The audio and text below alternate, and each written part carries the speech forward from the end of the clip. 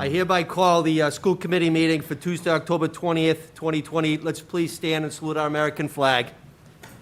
I pledge allegiance to the flag of the United States of America and to the republic for which it stands, one nation, under God, indivisible, with liberty and justice for all. Thank you very much, ladies and gentlemen. I do want to take a roll call vote relative to a quorum. The Chair Sullivan says yes. Vice Chair D'Agostino. Yes. Ms. Azak. Yes. Ms. Mendez. Yes. Mr. Minicello. Yes. Mr. Rodriguez. Yes. Mrs. Sullivan. Yes. Mr. Sullivan. Yes. We have a lawful quorum. We will go into the agenda tonight. We do have a detailed agenda tonight. Number 2 on the agenda is the hearing of visitors, and it's my honor and privilege to have Roddy Sullivan here. Mr. Sullivan, thank you so much for joining us this evening. Sure.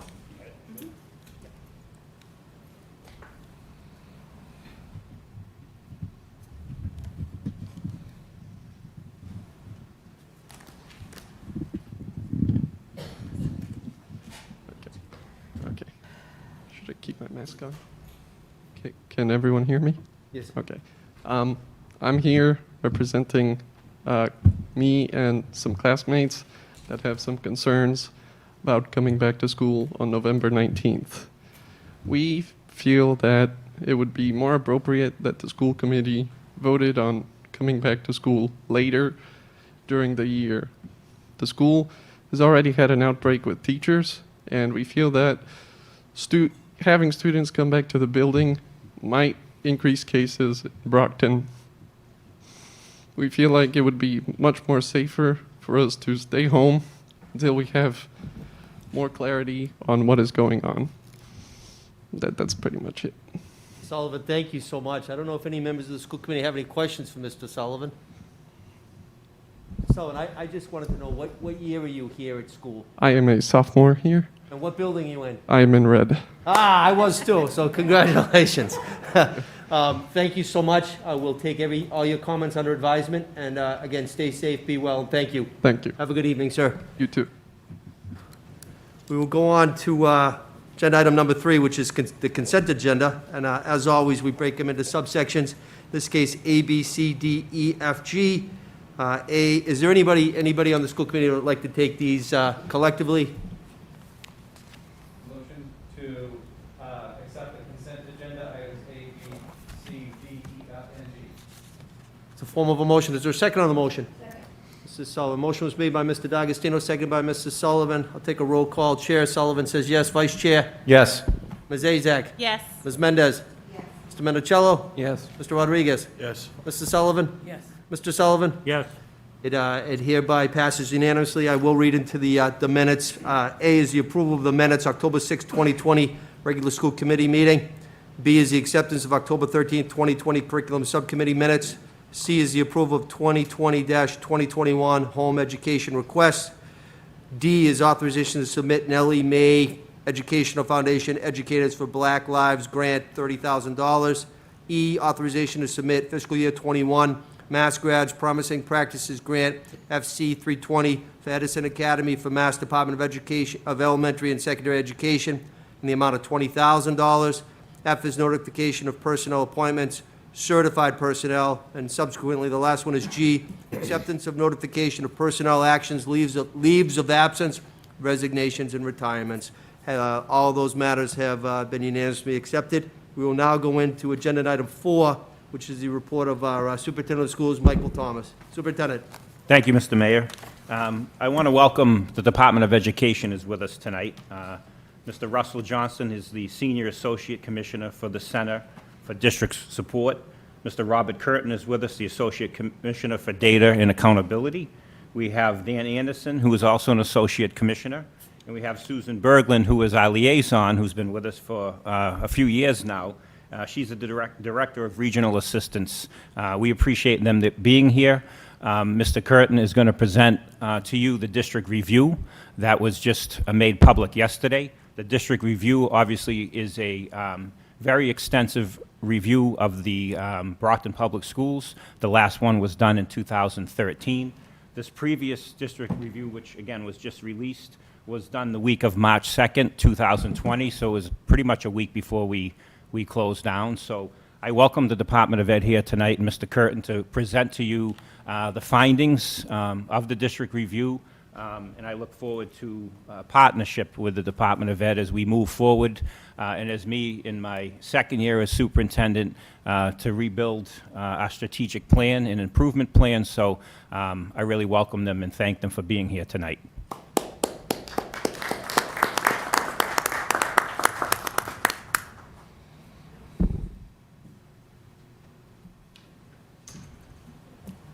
Do you want me to move this? Yeah.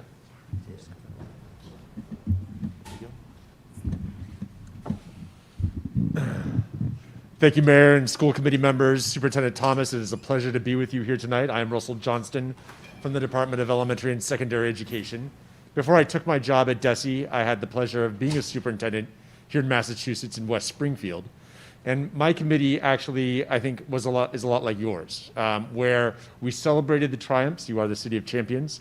There are lots of great things happening in Brockton, and the department recognizes that. But my school committee and I also had a strong belief that we needed to always face the challenges, too, that were occurring in the districts and always wanting to make things better for our students.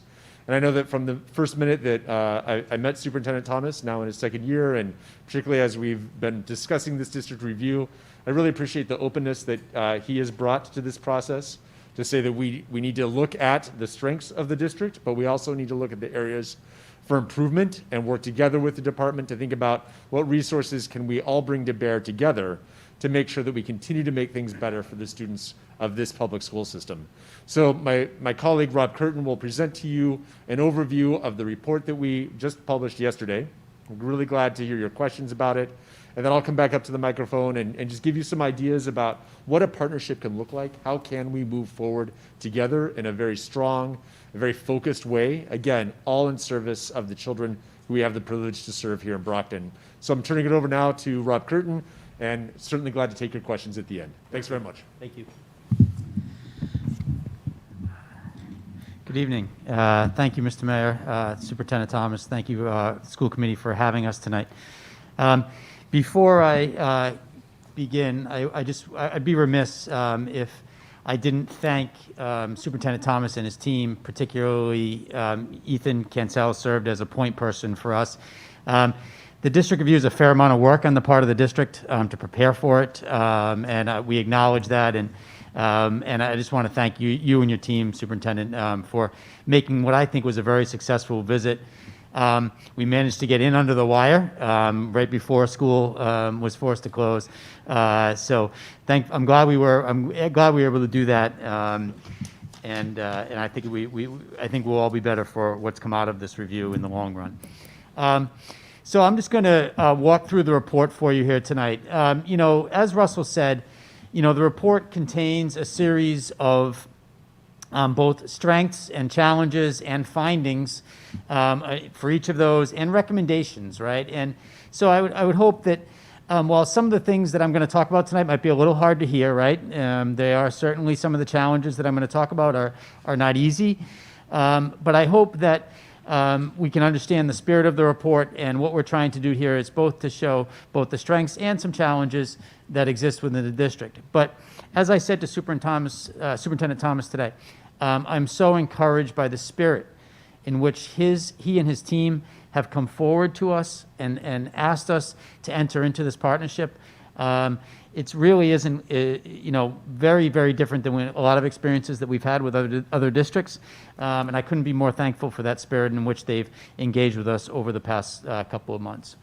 So just going through this, and there is a lot here. I'll try to go quickly so we can get to really talking about how we're going to move forward in this partnership. But there is some stuff to cover in here as I go through the report. So first, when we think about the district review process, we do about somewhere around 15 to 20 of these a year in school districts, and we try not to do them more than once every 5 years. So as Superintendent Thomas said, we hadn't been here in a while, so we came in 2020 at the beginning of March. And the goal here is to bring outside expertise into coming to look at the district and look at a lot of facets of work of the district. And when I say outside expertise, there are no DESE employees that come to as part of the district review, okay? These are independent contractors that we hire who are primarily former superintendents, former principals, in some cases former teachers, right? So people that have experience working in districts, and they come to look at how the district's doing in many different areas. So those are the goals. They're based on our district standards and indicators, which we'll talk about in a second. And those district and standards and indicators are evidence-based, and we're really focusing on the systems that are in place, okay? We're not necessarily looking at, for example, like our accountability system does, looking at MCAS data, like in that kind of view. We're really looking at the systems that are in place in the district and to what level they are functioning. As you can tell, the report is quite extensive. I think this one tips at about 125 pages or something like that. And it includes data, findings, in addition to, and perhaps most importantly, recommendations on how to move forward. As I mentioned, there is some preparation that has to be done before we come. That's in terms of the district provides a ton of documentation to us. We do that document review before we come on site. And then once we come on site for a week, it really focuses on talking to people, getting to get some information from various people. Some of you on the school committee might have participated in the district review in March. I'm not sure. Mr. Mayor, you might have participated. The superintendent certainly did. And so we talked to a lot of different people in the district. We talked to parents, we talked to students, we talked to teachers. Okay, we try to get as wide of a view as we can of what's happening in the district. We do classroom observations. We have people that just go in and observe classrooms for about 20 to 25 minutes at a time to see how to get a view of instruction in the district. And we do a review of educator evaluation files that are randomly selected to see how the district is looking at it from an educator evaluation point of view. And then after that on-site visit, we write up a draft report. And this is a very key point. The district gets to see the draft report. We don't just surprise the district with here's the final one and publish it. We show it to the superintendent, and we allow the superintendent to make factual corrections, right? So it's not, we acknowledge that we might not get something right, and we allow the superintendent to make those factual corrections. We do the review, and then eventually we get to publication, which happened yesterday, and it's available on our website.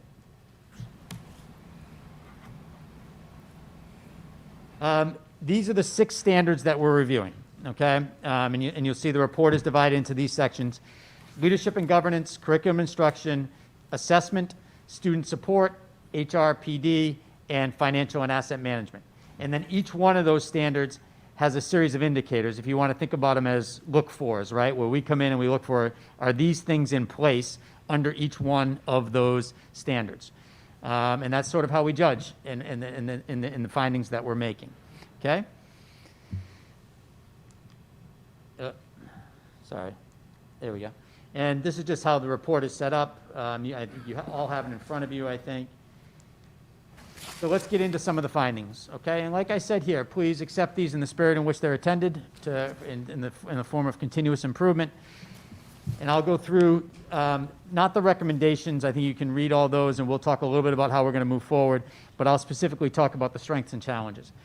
In the leadership and governance section, there was a very important strength noted for the district, and that is the commitment that Brockton shows to serving its students, very first and foremost, okay?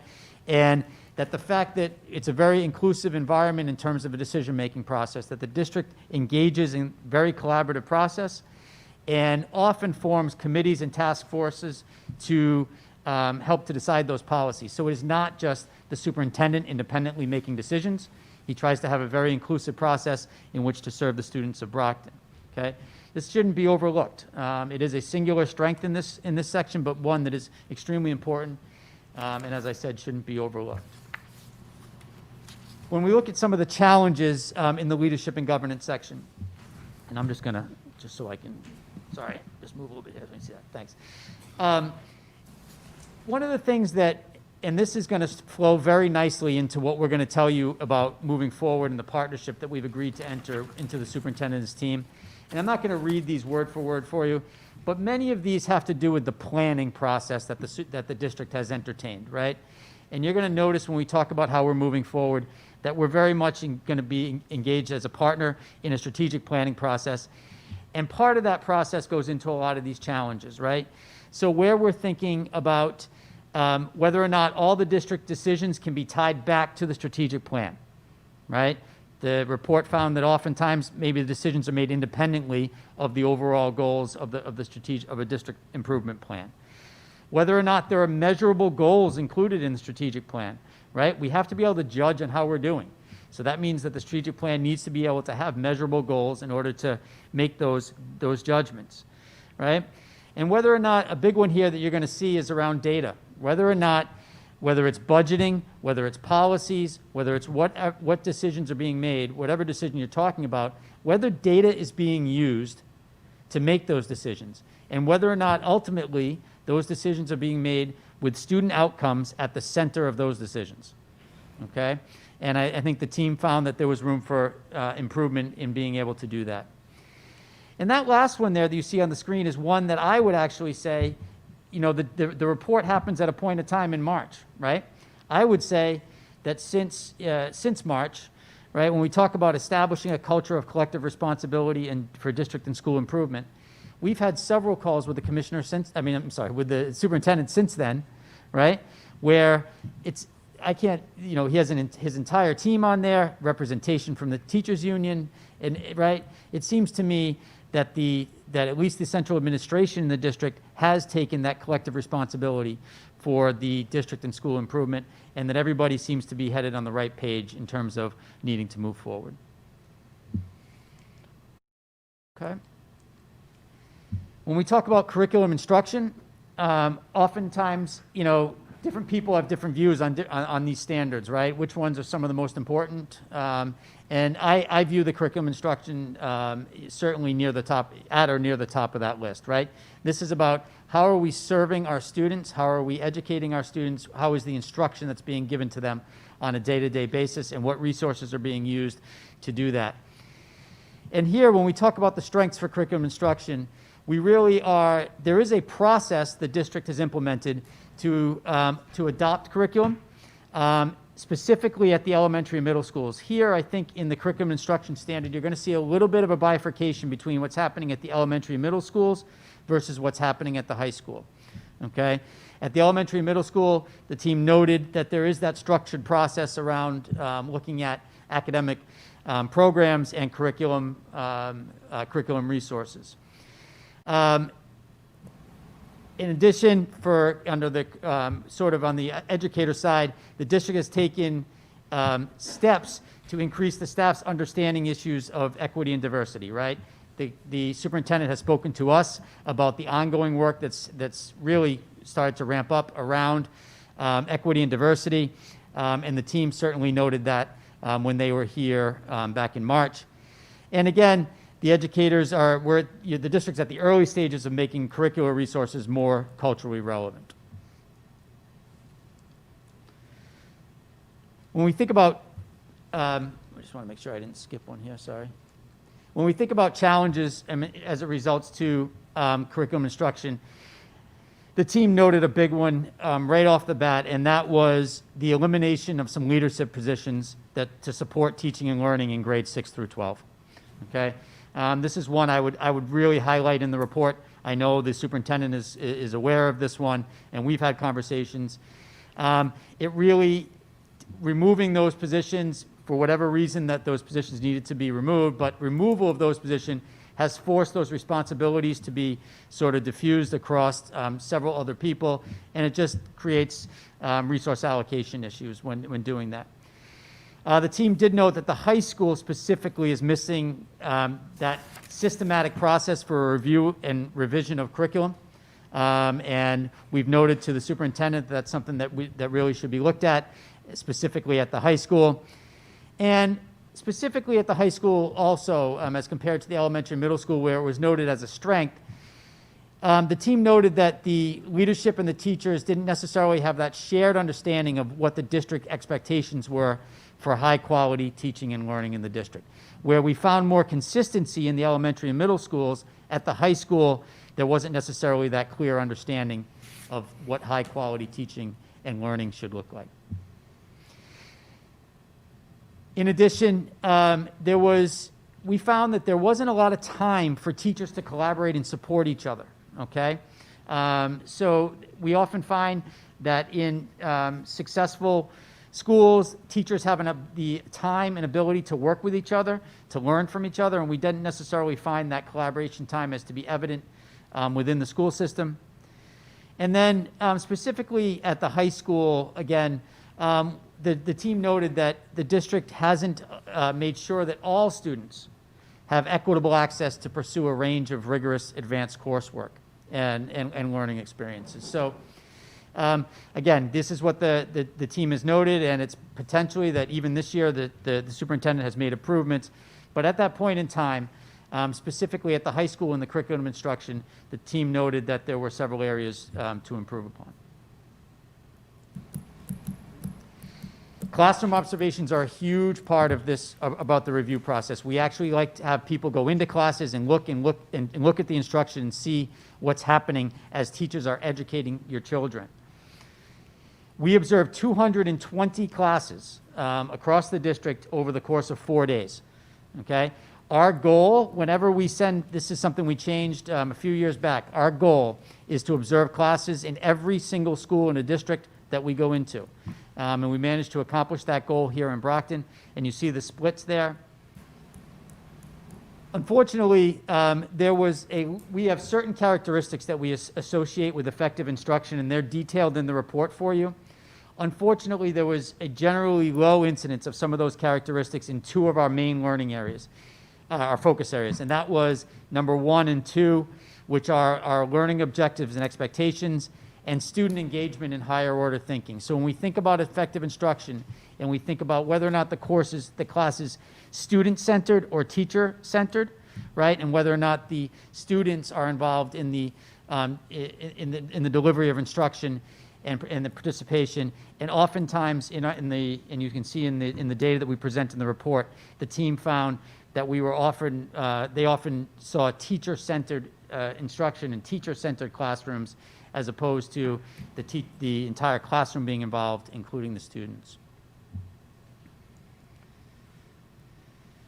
When we think about assessment, the team noted a couple of strengths here.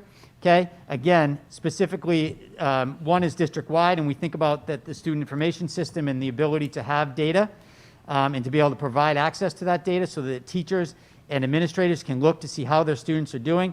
The team noted a strength in that availability of that data across the district. And then specifically at the elementary schools, the team found that teachers were more regularly using district-provided data to be able to learn more about their kids and to be able to improve their capacity to deliver instruction. So those are two critical things. Again, I think you're seeing a little bit of a common theme here around data throughout the district, and that's about the need to be able to use it most effectively, both sort of from the top down and from the planning process in terms of the central administration, but all the way down to teachers using data to be able to improve and target their instruction to their students.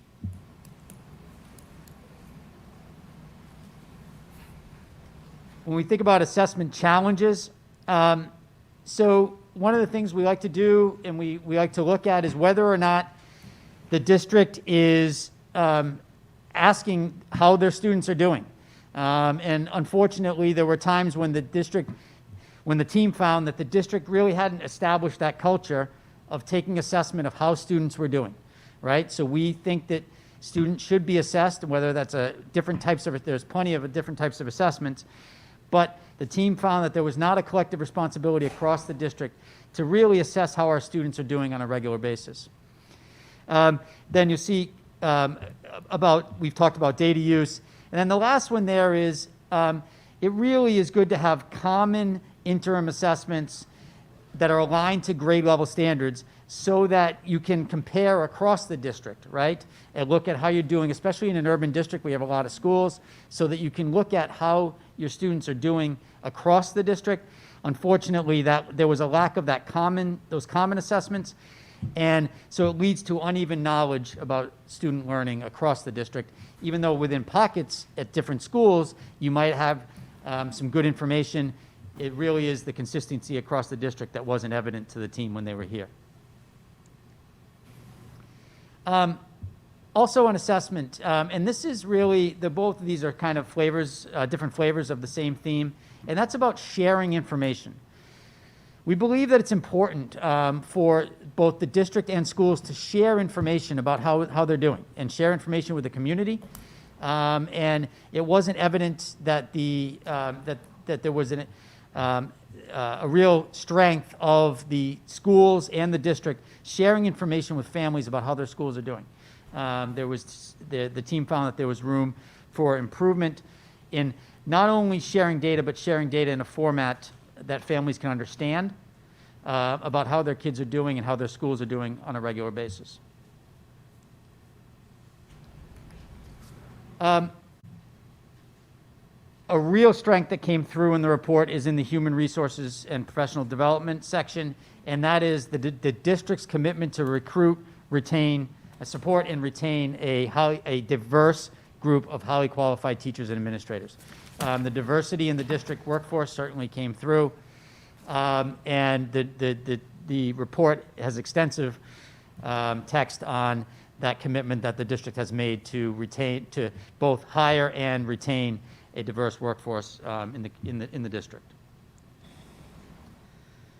When we think about HRPD, two things that stood out to the team as needing improvement are, first, the educator evaluation system needs to improve, and it doesn't, because it needs to, the way that it needs to improve is it needs to provide high quality feedback to administrators, to teachers, sorry, from administrators on how they can improve their practice.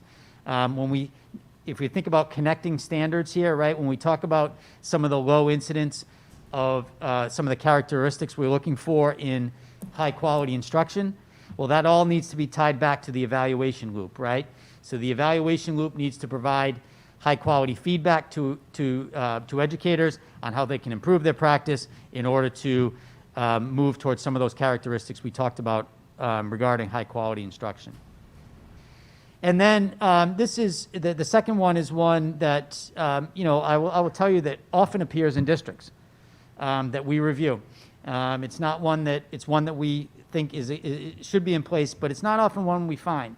And that is a coordinated, high quality professional development plan for educators in the district.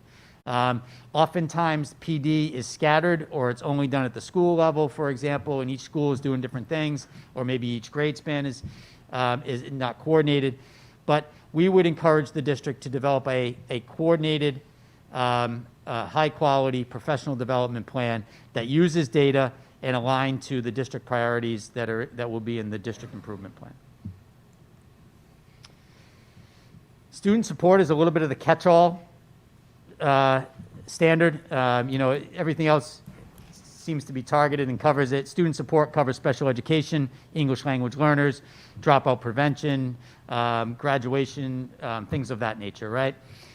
So one of the things that was really noted in the report was the family engagement practices of the district. The district does a really good job of engaging families, and it's so important in an urban environment, demonstrates an appreciation for the different languages that are spoken in the community. The team was really impressed with the translation services that were used by the district and their ability to communicate with families in multiple languages. When we think about some challenges in the student support area, the first one has to do with students having access to the least restrictive environment, and this speaks specifically to special education and the amount of students that are in that are not in inclusion settings, that are in less than that. The rate of those students is much higher than the state rate. So this is what's meant by students having access to the least restrictive environment. Going along with the co-teaching models for English language learners or special education students with disabilities, the team found that those models are not adequately supported. And then one that was, again, had a little bit of a split on grade span is around the implementation of PBIS across the district with the behavioral approaches. And this was, again, found well done at the elementary level and needing improvement as the grade span increased across the district.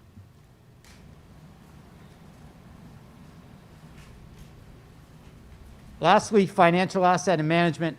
And again, the team really found here in terms of the buildings, that's one of the things we look at, right, is where it's the status of the buildings.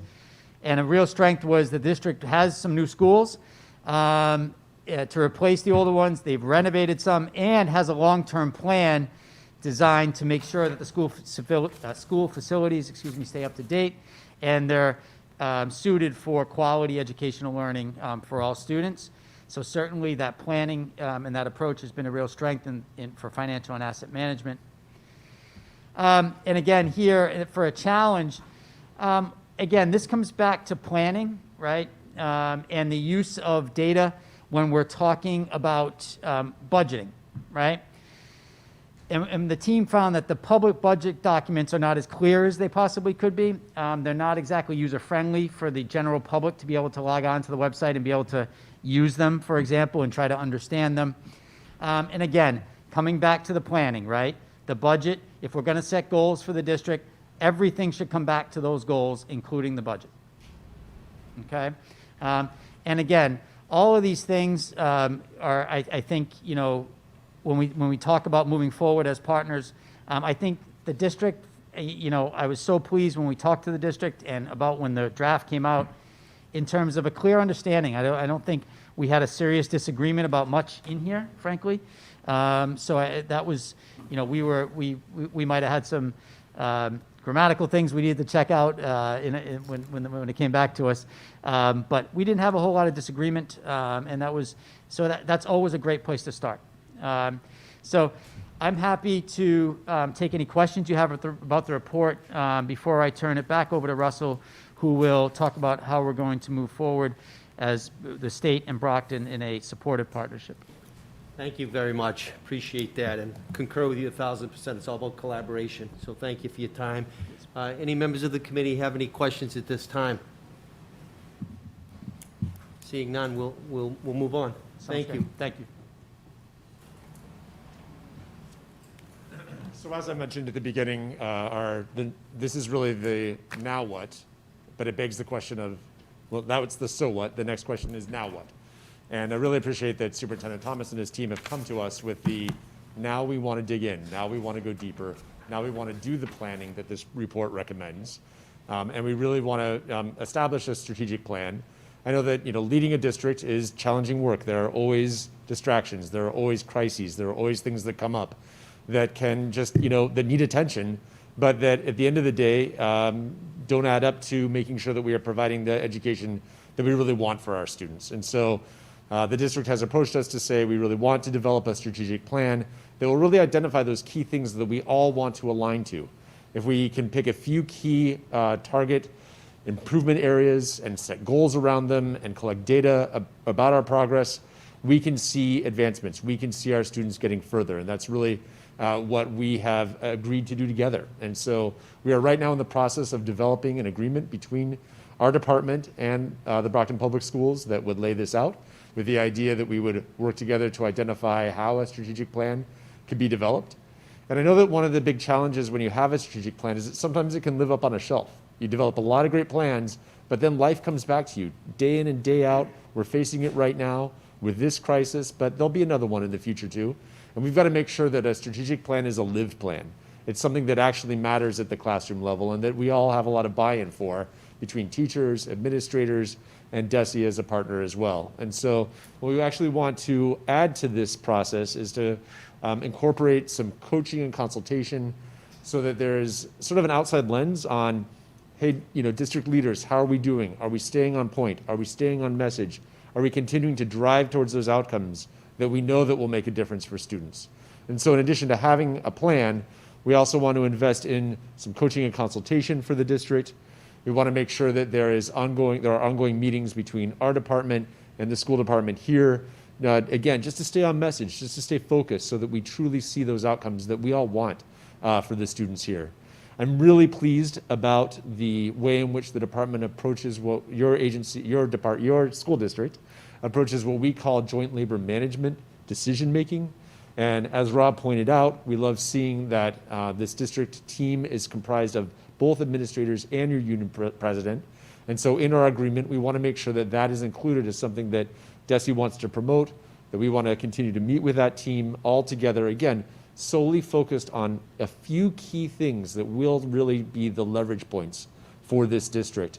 And at the end of the day, we want to come back to you probably about twice a year and just report to you on the progress that the district is making, but have it be a joint presentation, that we are all working on this together, and again, continuing to shine a light on those areas where we know we can make the most difference for the students here in Brockton. So again, we welcome your questions, and Superintendent Thomas, glad to turn it back over to you for your reflections as well. Thank you, Russell. So I appreciate, thank you, Russell and Rob, for the presentation.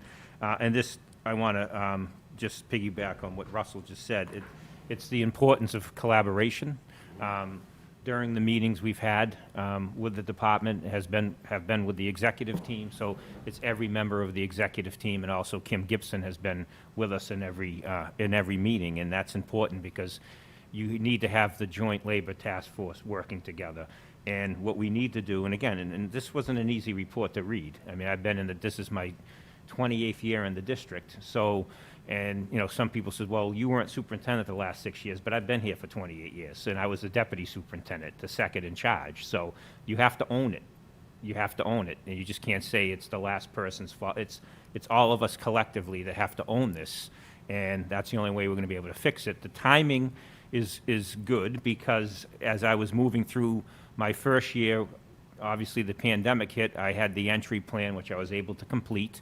But now we have to build together a new strategic plan with the partnership of the department. And the timing is good because it's gonna be about focus. It's gonna be about a new blueprint and how we're gonna build the district back.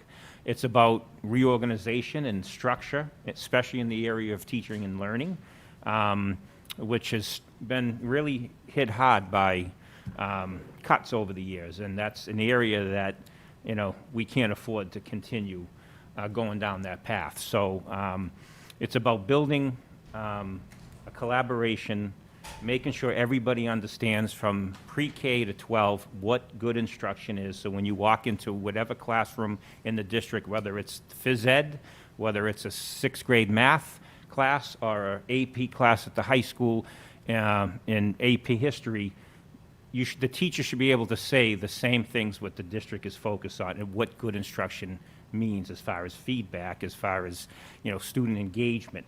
Those are the kind of things that we have to get and put together, and that's, again, when we build the improvement plan and the strategic plan, it's pretty much are the same thing. And that's how we have to move forward. And again, the team is ready to do that. I have no doubt that our teachers are. We have to do a lot of work to support our teachers much more with quality professional development, time for them to plan together. Those are the things that, you know, we have to do, you know, a much better job on. And I was fortunate enough, and I'll wrap it up, that, you know, I spent 10 years at the high school under Dr. Zakowicz when we had the restructuring committee, and now I have a district-wide design team that I based off of the restructuring committee. So we were able to, at the time, Brockton High was a failing school, and this is when MCAS first went in. And then I had the pleasure of working up here in you know, different administrative roles under Dr. Zakowicz. And as a team, administrators, teachers, was the restructuring committee. Again, we focused, and we focused the school on few things to do well, and Brockton High became the #1 urban high school in the state, and then won national awards. So, you know, that's how we have to do that now district-wide, and it has to be done by a team. And again, the school committee has always been very supportive, and I'm thrilled to have the relationship with the department to actually work with us side by side to make this happen. So, thank you. Thank you, Mr. Superintendent. I, too, just want to echo the sentiments of the superintendent. I welcome this partnership. We're going to create a building block for success with a shared vision, what's good for the kids of the Brockton Public Schools. So what's good for Brockton is good for DESE and vice versa. So as a product of the Brockton Public Schools and superintendent as well, and BEA president, many of us here that are elected, we welcome this. You know, in terms of people saying, well, because of financial cuts, this and that, we need to move forward for the better common purpose, which is, again, enhancement, enrichment, and creating really a winning formula. So I thank both of you. I want to thank your team for being here as well. And Mike and I and everybody on the school committee are looking forward to working for a shared vision of a successful endeavor. So thank you. Thank you very Thank you. much. Okay, Mr. DiAugustino has a question. Oh, I'm sorry, Mr. Vice Chairman, I apologize. No, don't worry, don't worry. So again, I just wanted to chime in. I do have one question. Well, I have many questions, but I'll stick with one.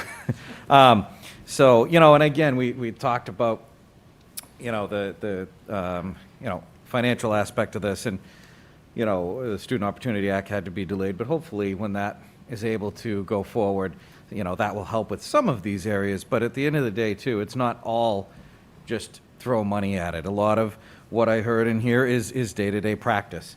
And, so there's certainly a lot of areas that we can improve in the district on our day-to-day practices. And, and as far as the partnership with DESE goes, again, I mirror the mayor's comments and the superintendent's comments that we welcome the partnership.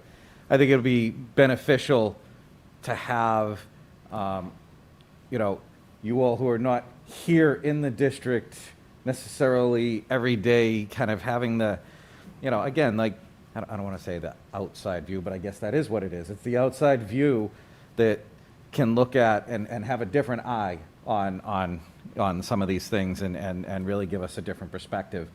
So I know I welcome that. And, and again, you all also go to many different districts and see many different things. And, I think we'll benefit from that as well.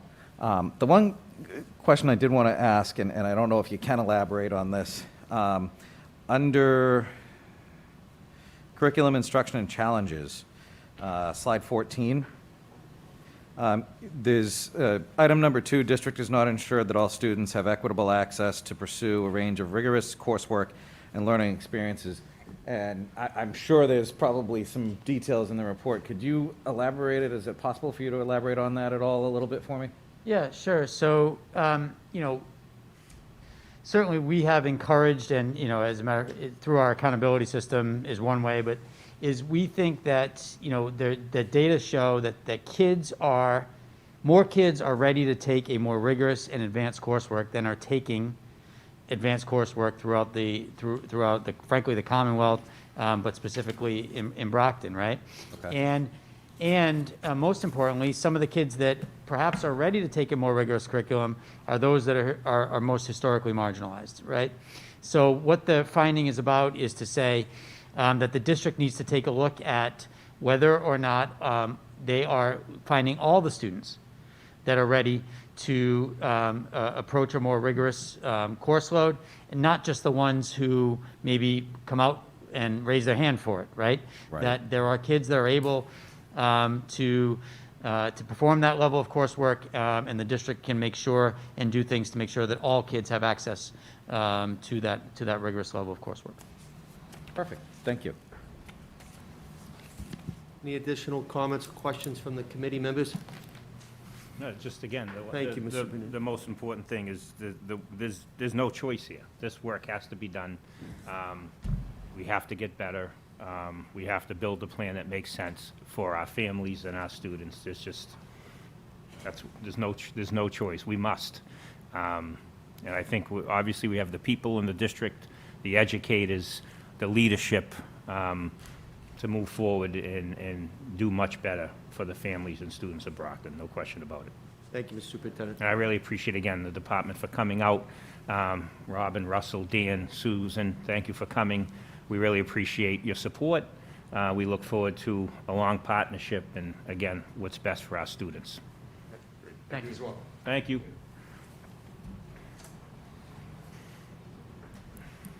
Thank you very much. Give them a couple minutes to Yeah, have to stay. we're going to take a 3-minute recess if we could, okay?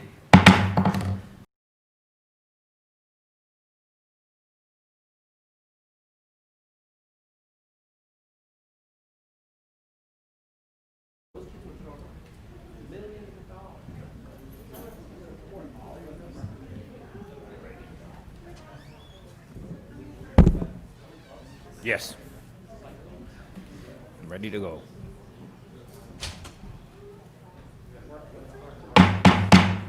I hereby call the school committee for October 20th, 2020 back into session. Again, we want to thank our partners at DESI for that wonderful informational session tonight. Thank you. Mr. Superintendent, the floor is yours. Thank you, Mr. Mayor. Next, in speaking about assessment, we have Executive Director of Accountability and Assessment to talk about our STAR testing. Dr. Cancel is going to give you an overview of STAR testing, why we do it, what it shows us about our students, and how we use it. And then when we'll set up a curriculum subcommittee meeting when all the results are in, and Ethan can put those all together for you, and we'll do that in a curriculum subcommittee meeting. But tonight I wanted him to go over STAR testing and, again, the reason why we do it, and what it shows us, and what information it provides our educators. Thank you, Ethan. All right, thank you, Mike. So I hope you appreciate the visual pun there. So as Mike said, he wanted me to do this in 10 minutes or less and have plenty of time for questions. But so what is STAR testing? STAR is actually made by Renaissance, and it is a computer adaptive assessment. Now, what that means is it relies on having a large database of questions, and you rank order the questions by grade level, so hardest to easiest, and you start off right in the middle at a medium difficulty. And if you get it right, you get a harder one. And if you get it wrong, you get an easier one. And it keeps going like that. So each student who takes this test gets a custom test. And so that computer adaptive assessment essentially allows you to have a very efficient test. You don't have to ask hundreds of questions to find out, well, you know, he knows these, so we can go on to a higher level. Or he doesn't know these, let's not waste our time, let's see what he does know. So, it is nationally normed, and there are a very large number of students who take this test, so, you know, over 1 million, which is really nice because the bigger the numbers, the better the statistics. And just as an added bonus, it is pretty predictive of MCAS. That is what our history has shown us. As I said, it's pretty efficient because it's adaptive. You don't waste time on questions that are too hard or too easy. 34 questions, it's in English and mathematics. There's also, for the very young children, there's a STAR early literacy, but it takes about 20 to 25 minutes for each subject. So again, there's the reading side and the math side. So we're not talking about huge amounts of time to take this test, which to me is a real bonus. Something to notice, the questions are timed. A lot of people are surprised by this. It turns out that if you give students a large amount of time, they may be able to answer the question eventually, but it speaks to not understanding that skill quickly, and it turns out that a lot of times they spend a lot more time, but they don't get a right answer. They just spend more time. So, and as I said, it is in reading and math. Two really important terms that before we go into anything else, whenever you're dealing with tests, you want to make sure about the reliability and the validity, and these are terms that mean something very specific in the assessment field. The reliability of a test. Don't think of reliability like my car that has over 200,000 miles. Think of reliability like a scale. If you have a 10-pound object, every time you put that 10-pound object on the scale, if the scale is reliable, it's 10 pounds. If you have my scale at home, you weigh one thing, you know, in one room, one thing in another room, one thing at one time of day. It just is not a reliable scale. But that can either put you in a good or bad mood, it depends. The validity is the important one for us. If it claims to measure something, does it measure that? So does it really measure your reading ability? Does it really measure your mathematic ability? In this case, it does a very nice job on the various skills. Oops, sorry about that. So, as Mike said, that's what STAR is. And the question is, why administer STAR? Why give it? And I broke this out into 3 different main areas.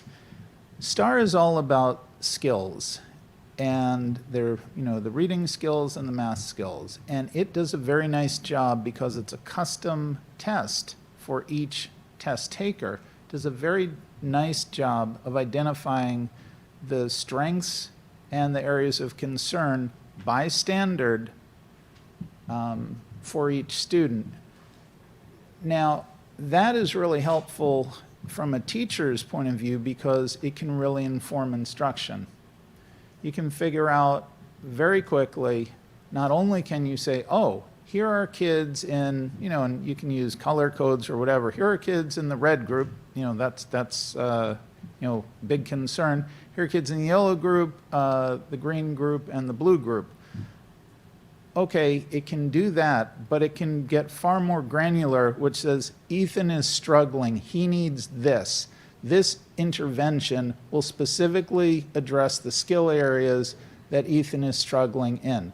So that's really helpful, informing instruction. We can use it at the district level to see if there are any patterns that we see across schools or within each particular school.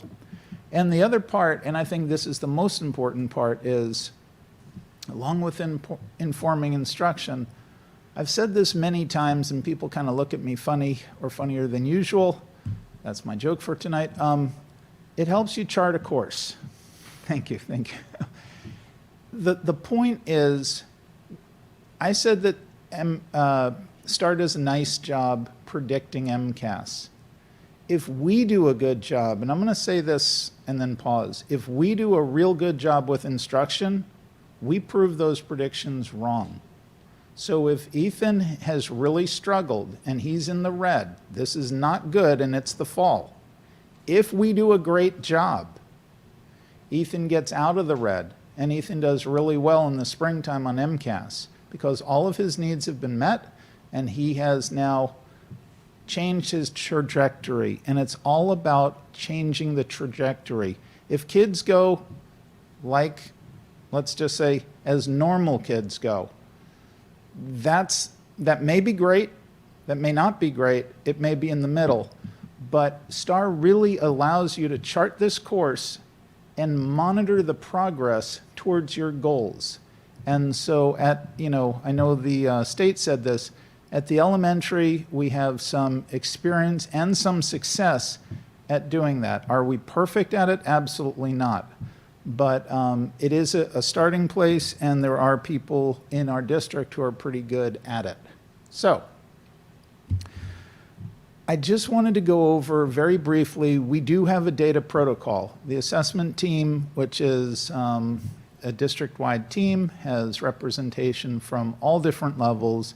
Kim sits on it. It's a good group of people. We get together on Friday afternoons and do the best thing in the world, which is talk about data and assessment. But this is the basics of a STAR data protocol. And I say it's the basics because you can administer the STAR at different times for different reasons.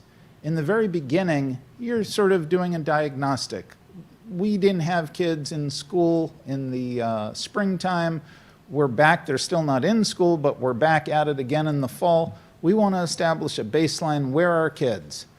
Okay, that's going to be different from in the winter when we're saying, because we do this 3 times a year, we're going to be saying, okay, the kids started here, where are they now? And then in the springtime, we're going to be saying, okay, we did all these things, what's the result? After a full year of what we've done, what's the result? So it will depend on which time of the year, what your goals are, but you gather the data, which is very simple because it's all in STAR, and it's on that Whistle Plus that we've talked about. You analyze the data, you say, okay, what's up, what do we see, what's surprising, what's, not surprising, what are the implications of what we're seeing? what could be some alternative explanations to why this is going on? What could we do? Identify potential actions. What can we do about this? Oh, you know, if Ethan meets in a small group, he might get the attention he needs in figuring out his phonemes. So whatever it is, you identify the potential actions, and then you have a plan to reevaluate. And so you say, okay, well, we'll know in 3 weeks, or we'll know by the winter time that we take this, we'll see where we are. So that's basically the cycle that we have for the STAR data protocol. There are more detailed versions of this that are specific to grade levels, and it gives teachers, you know, really clear things of what to do, how many kids are here, how many kids are there. It really steps you through. But this is the overall protocol. And with that, any questions?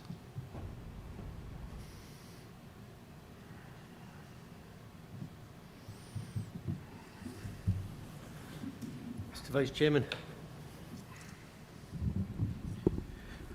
First of all, normally we don't get 2 jokes out of you. It's one and that's it. You know, that's our limit. So, you know, we appreciate that. So I just had really one thing that I was thinking. You mentioned that this is often a predictor of MCAS. And one of the difficulties with MCAS, again, is sometimes the results come a while out. And so I was wondering how long, I mean, is this something we do it in-house, the results, we get them quickly? Yep. Okay. They're pretty much instant. So for example, we've just completed the fall window. So the scores are in, and I will make the charts up, and we will, you know, the teachers have it right now. Something that I didn't say is, you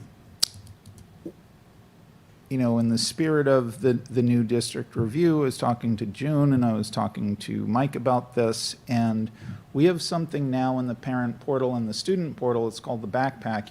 You can now put report cards. So you could always get your grades, but now you can actually get the report cards. If you want to print it out, you can. But we're going to also put the STAR results in there. So parents are going to be able to see their kids' fall, winter, and spring benchmarks. And it's quick, and as I say, it does make predictions. Now, the fall prediction, it's not very good because it's, you know, you just started. But by winter, it's got 2 points, and in other schools, you may have had other, you know, they call them progress monitoring, other tests.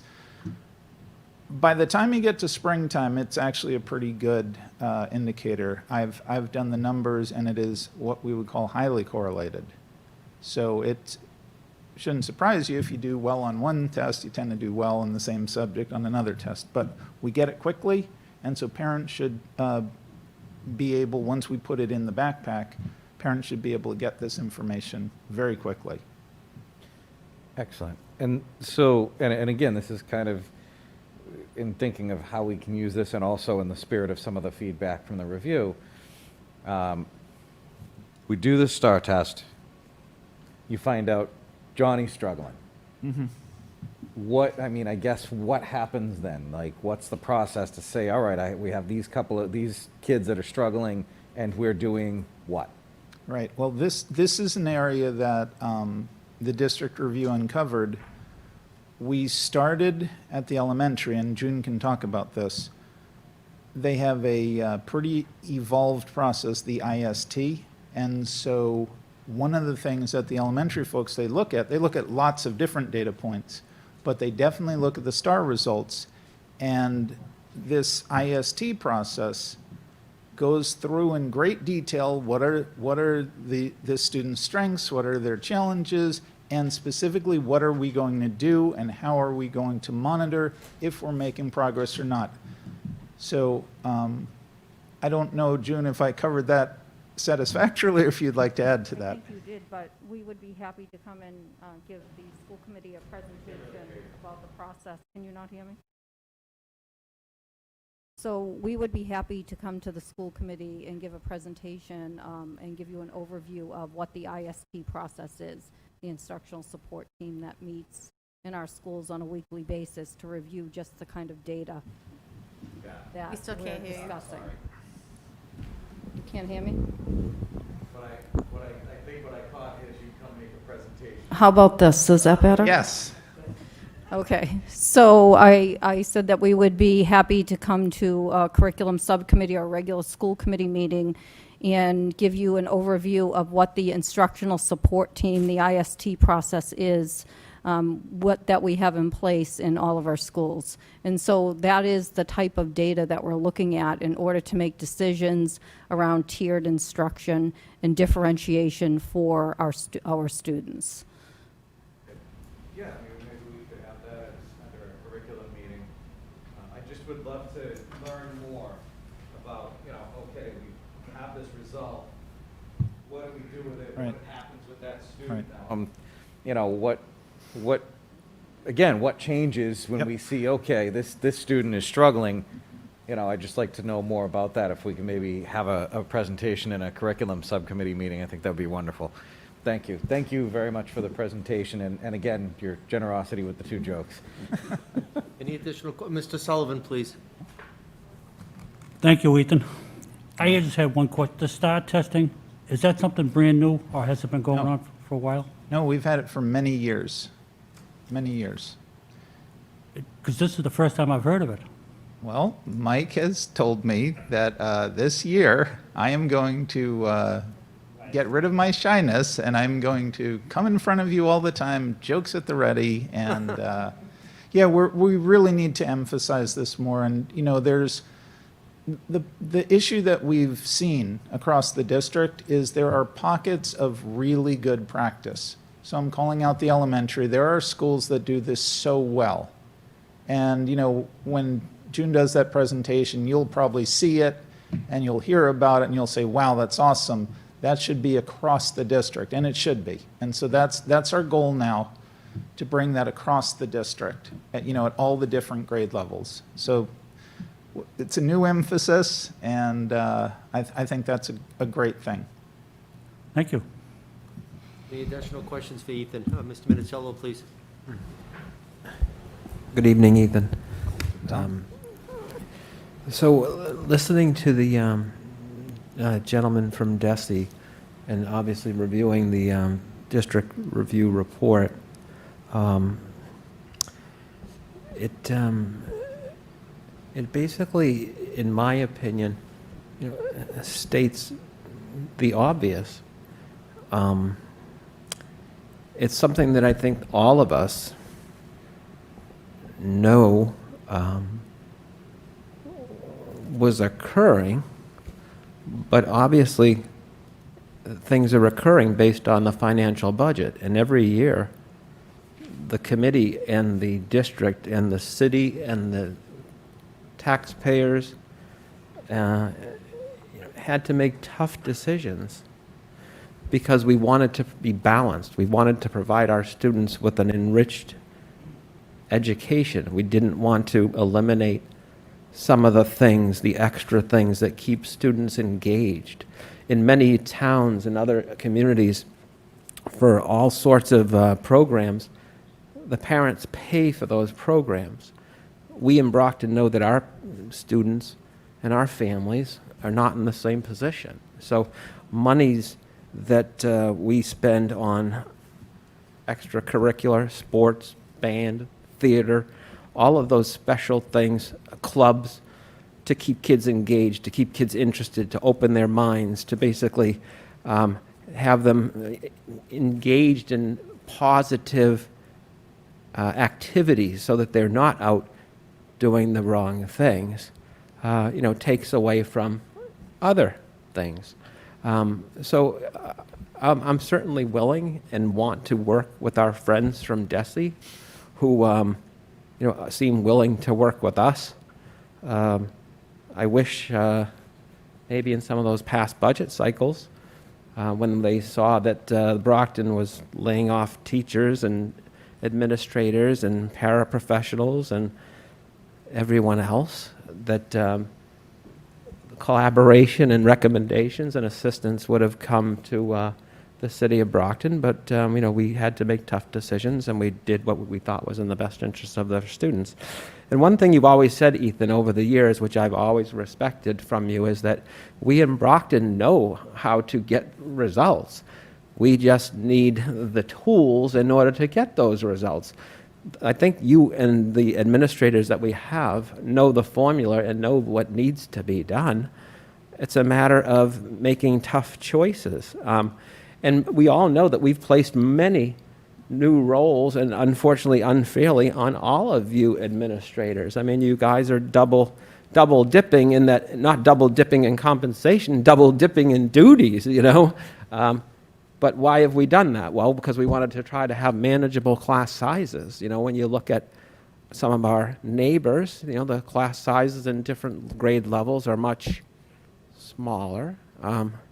So hopefully, with the budgets to come, these changes, these positive changes that we thought we were going to enjoy this year, will come about, and it will be much easier to make the decisions to support everything that we all know needs to be done and will be done, so long as we have the tools to do it.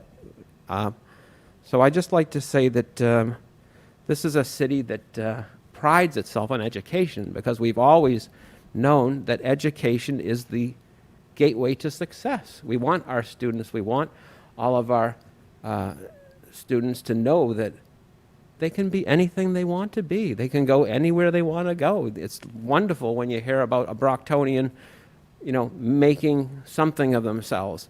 Someone for the first time going to college that never went to college. You see that we have students of all backgrounds going to some of the finest schools in this country. Harvard, Yale, etc., BC, BU, my alma mater.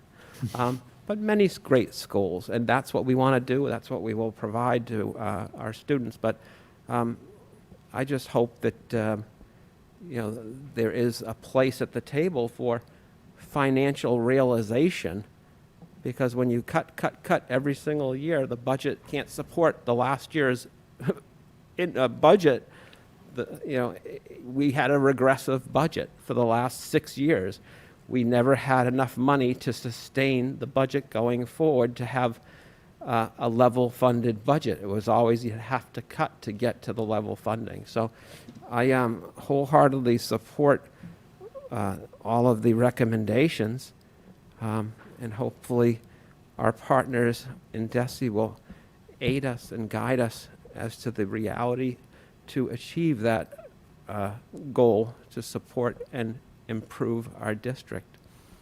And again, I feel that the administrators here have done a fine job with all the several hats that they've inherited due to the negative financial woes that our community has experienced. So thank you for all you guys do.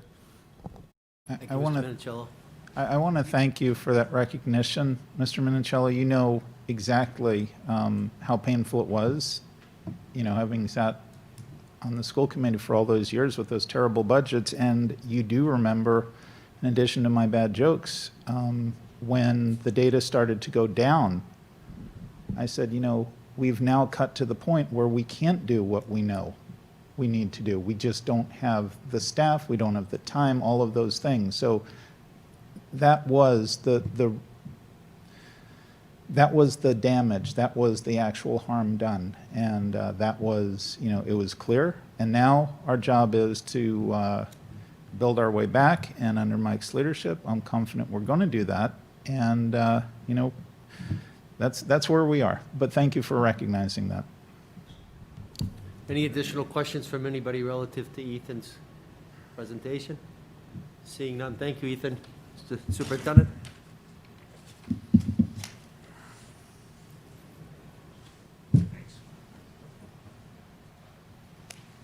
So I think Cheryl has to do it, actually. Thanks, Ethan. So I just want to go over the survey results. Jess put together the survey for parents that went out last week, and also one that went out to high school students. She's working on other surveys that are going out. We also want to do one for our teachers as well, to make sure that they're getting the support they need during this remote instruction. So this is the BPS Parent Guardian Survey, and these are by slide, so I don't think it's a PowerPoint, so Cheryl just has to keep. So I'm going to try to read this. This obviously asks the grade of what their child was in, or if they were in, if they have children in multiple grades. So that's the breakdown pre-K to 12. As you can see that in the kindergarten, and then in the middle areas, grades 3, 4, and 5, actually all the way to 6 and 7, those were the highest amounts of responses, but also it was good also for 8th grade and all through the high school as well. Got a little bit lower, but we also did a survey for the high school students as well, not only at Brockton High, but students at our alternative schools. Thank you, Cheryl. You can. So basically, how would you describe the amount of work assigned to your child by your child's school during a remote learning? And I'm going to try to read that as best I can from here. It's a little blurry. So does that say the right amount of assignments, which is 77%? All right. So 77%. Actually, I'm going to take this off and move closer. I'm going to move around the room. Just hope I don't sing.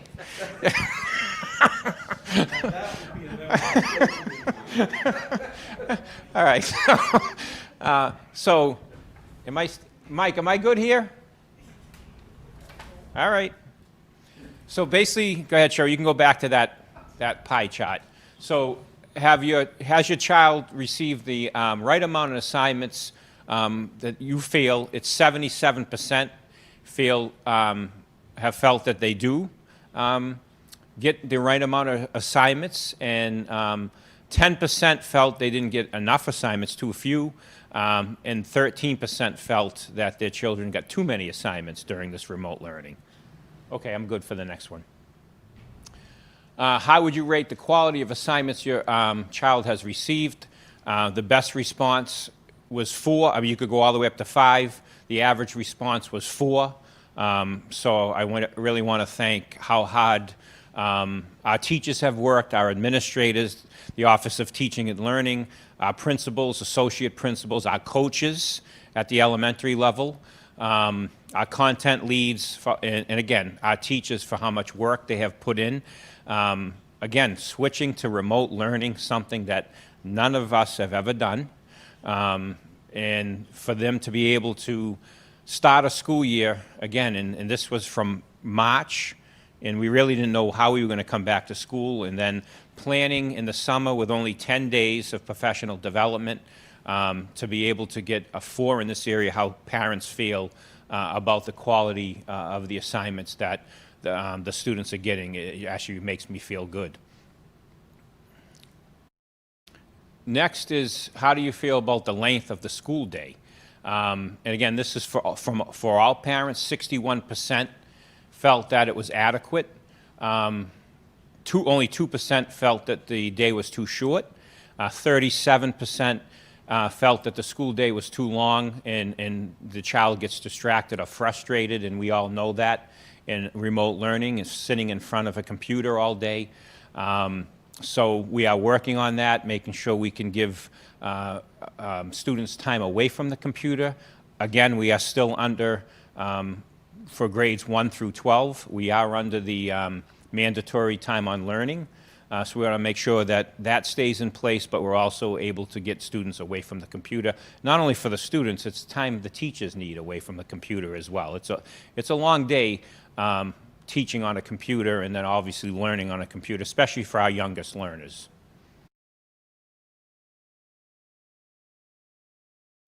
So what best describes your child's typical internet access? Reliable access is 68%. Internet access that's unreliable or spotty, that's 32%. Or if it's 1% for the child that doesn't have internet access. And again, if you're really having spotty internet access, or for the small amount that do not have internet access, please make sure your school knows so we can get you a MiFi device. And that's even for spotty access. We want to make sure we still have plenty of MiFi devices available. We want to give them out to our families that need them.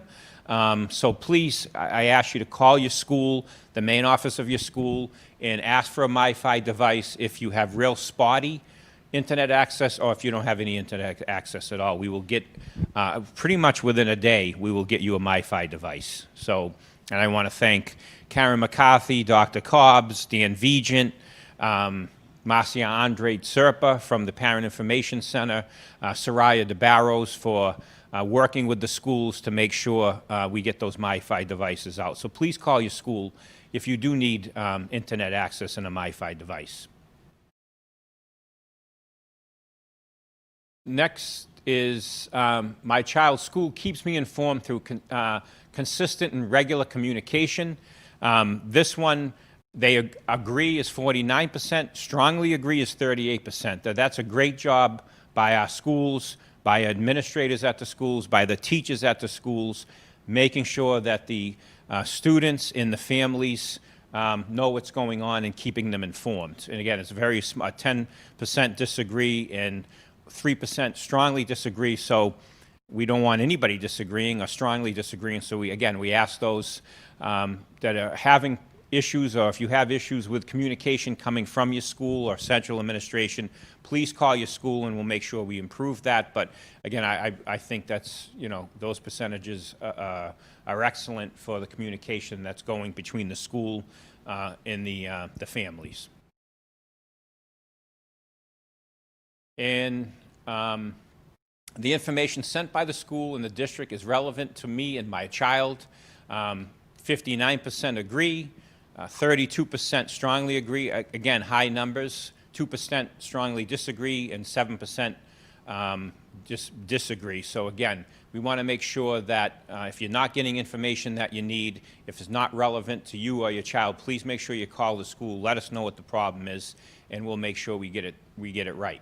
The number of messages sent by the school and the district, 83% say it's just right, 6% say it's too much, and 11% say it's too little. Again, high number, 83%. We'll continue to send calls, text messages out. If for some reason you do not feel like you're getting those messages, please make sure you call the school, and we'll update phone numbers. Or if for some reason there's a glitch in the system and you're not getting calls from the school or from me or from Jess Hodges, our communications director, we'll make sure we fix that. And are you receiving communications? And again, this one was pointed out by the Department of Education. And again, credit goes to Jess Hodges, to our administrators at our schools, and again to our teachers. Receiving communication in the language you understand. This is, again, in my opinion, one of the most important parts of the survey. That's 98%. Again, that is excellent. That's been the goal of the district and will continue to be. And again, I also want to thank our super users and our parents and the community, the team at North, the oversight committee at North, them playing a role in supporting the district and really reaching out to parents has really helped. So parents helping other parents, I think that's another reason why you see that number so high. Wow, this is longer than I thought. Plus, I have 2 more to go. How concerned are you about your child's social, emotional well-being during remote learning? We had 29% not at all concerned, 25% are slightly concerned, 24% somewhat concerned, 11% extremely concerned, and 11% that are quite concerned. So, and then would you like to request that a school adjustment counselor reach out to you to discuss your child's social, emotional well-being? 90% said no, 10% said yes. Again, we understand, and everybody has heard the evidence how difficult it is for students to be home. And we really, if your child is struggling with this, please reach out to your school and let us know, and we'll make sure that we work with you. We'll have adjustment counselors help. We have community mentors. The teachers are also watching for this, but we also have outside agencies that we can provide wraparound services. So we want to make sure we get your child and your family the support you need if your child's really struggling being at home and, again, not being in school, not being with their friends. This is difficult for everyone, so we want to make sure we're providing that support that they need. And a big thank you. So we're going to go to the next one. Yeah, you can go to that one.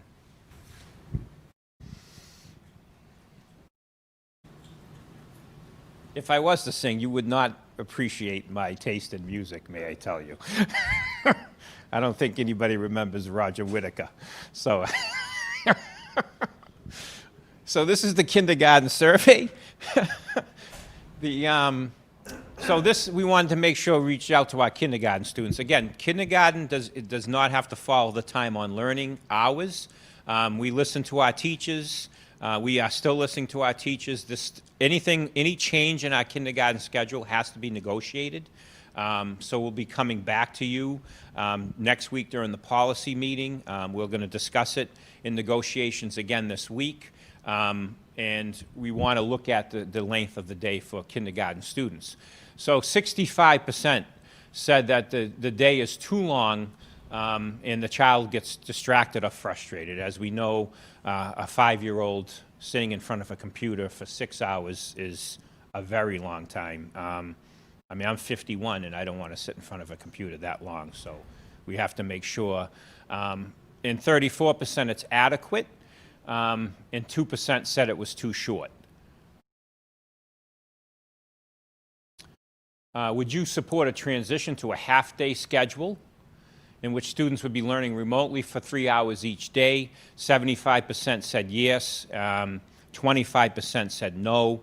I think it's important, if we are to switch to a half-day, what does that look like, and what also we could provide beyond a half-day in front of the computer. So I think it's important to have parents have the option, if we are to switch to a half-day of live instruction, there should be things that we provide them in the afternoon, so a parent can make a decision to have the child do more in the afternoon with asynchronous lessons or maybe different check-ins, different things that we can do for students that are struggling. But it's important to just not say we're going to cut to a half day, which is 3 hours, and then provide nothing else. So, that's something we'll talk about in negotiations, and also when we talk to you next week at our policy subcommittee meeting. The survey, on a scale of 1 to 5, how would you rate quality of instruction your child has received? It's a 5. Again, it's credit to our teachers, how much time they're spending putting their lessons together, again, for something they have never done. A new learning management system that we had to learn, they had to learn in a very short period of time. And again, people say, oh, we had 10 days of professional development in the beginning of the year. That's not a long time. If you're going to change the way a company does business, especially a company of 20,000 people like we are, if you were to do that in the business world, you'd be going through a year of training before you would make this kind of a change. Our teachers, our administrators, our coaches, and all our administrators were able to do this in the middle of a pandemic and learning a whole new way to teach and educate students. So to get a 5 on this is amazing. And that was a quick one. Thank you.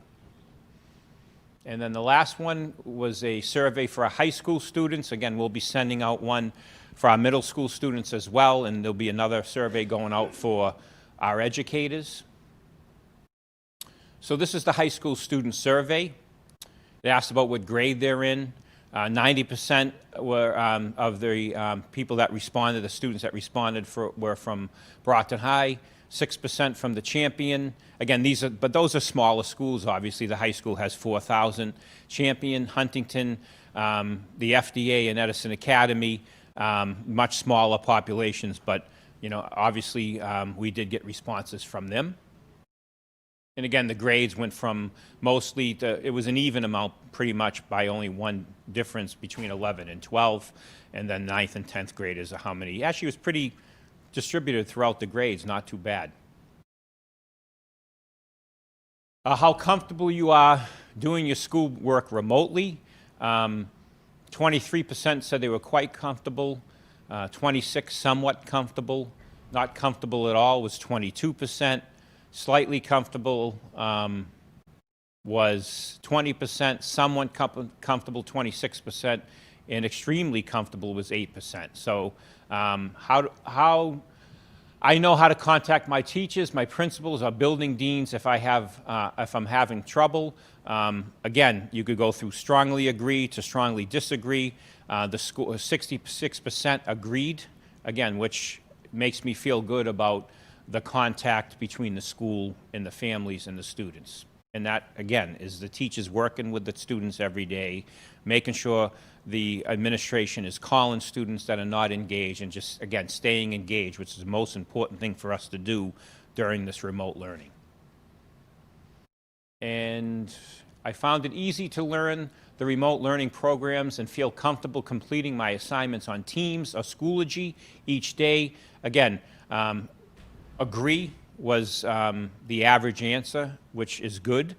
We do have to work on 30% that disagreed or strongly disagreed at 14% and see what those issues are. Again, teachers are working with students every day to solve those problems, and if there are technology problems, the administration's working to fix those as well. My classes are interesting and relevant. Again, the best response was agree, and then there's some strongly disagreed, only 8%, and disagree was higher at 31%. Depending on the subject, I don't know, there might be, I might end up saying that I disagree with, some of the subjects that you might not like in school, but we have to make sure that if they're not interested or relevant, again, this is a new way of teaching, and teachers, again, this is improving every day, but an average score of agree, again, I'm glad to see that, but every day it gets better, and the teachers are doing a better job with this in this remote world. And I am consistently focused and complete my assignments on time. Agree. I am having difficult time staying focused due to distractions at home. That's a disagree. We do have 30%, 34% that agree, 22% that strongly agreed. Again, there are distractions at home. It is tough to be at home. I see it with my own kids. I knew when I was in high school I would have been the same way. I would have been very distracted. So again, the job our teachers are doing to keep the students engaged, the support they're getting from our administrators, again, we continue to do a better job of making sure our students stay engaged. But there are distractions that, that are going to take time away from. And that's the reason, obviously the reason is the best way to educate is having students in school. And over the past 3 weeks, please select all of the emotions you have experienced. Stressed out. And that's everyone. That's all of us. That's, we're all stressed out. This pandemic has made it really hard. But again, it's one thing for an adult to be stressed out. It's for our kids and our students to be stressed out. It's really difficult. For our students, for our educators, everybody's stressed out, and we have to keep that in mind. We have to continue to take care of ourselves, support our educators, support our students, because this is a very stressful time. This is not easy, and everybody's trying their best. And the one on the right, what one was that? Can you go back down, Cheryl, a bit? I missed that. Do you feel your support system allows you to share your feelings without judgment? 68% said yes, which actually makes me feel good. 32% said no, and we have to figure out how we fix that, so students feel comfortable expressing their feelings without feeling judged. Obviously, it's very important for everyone to feel comfortable to come forward to express their frustrations, express their feelings without being judged, and that's how we can help students the best. And would you like to set up a time to privately discuss how you're feeling with your school adjustment counselor? 91% said no. 9% said yes. Again, our administrators, our adjustment counselors are working every day with our teachers to find those students that need that extra help and that support from our adjustment counselors or our community mentors, and teachers are watching for that, and administrators are watching for that every day. And that's it. That's it for all of them, right? That was 3? Thanks, Cheryl.